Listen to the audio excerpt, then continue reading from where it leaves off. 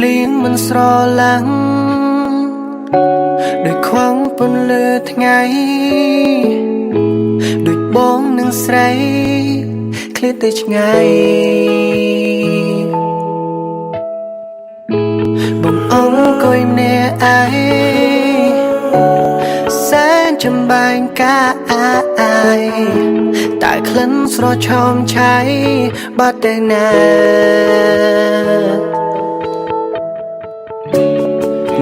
នឹករសំលេងជ្រុំប្រកាយមិនស្ងាត់តែពេលនេះអូនទៅបានស្ងាត់គ្មានអ្នកឆ្លួដឹងទេនឹងថានឹងបងនឹងខ្លាំងណាស់អោបចាចិត្តបងអូននៅទីណាពេលនេះបែរដងបងត្រូវការបងមិនអាចរួចខ្វះស្នេហាអូនបានឡើយ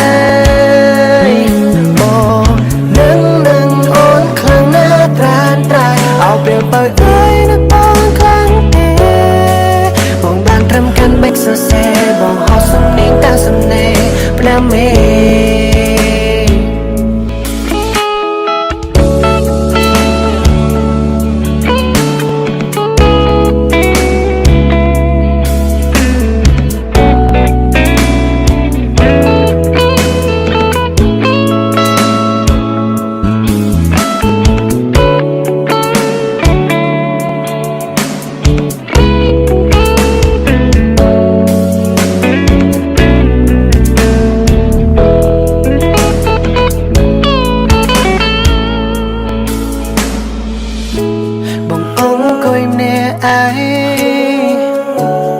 សែនចំបែងកាអាយ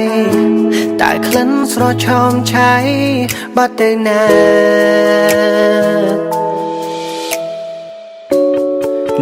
នឹករសំលេងជ្រុំប្រកាយមិនស្ងាត់តែពេលនេះអូនទៅបានស្ងាត់គ្មានអ្នកឆ្លួដឹងទេ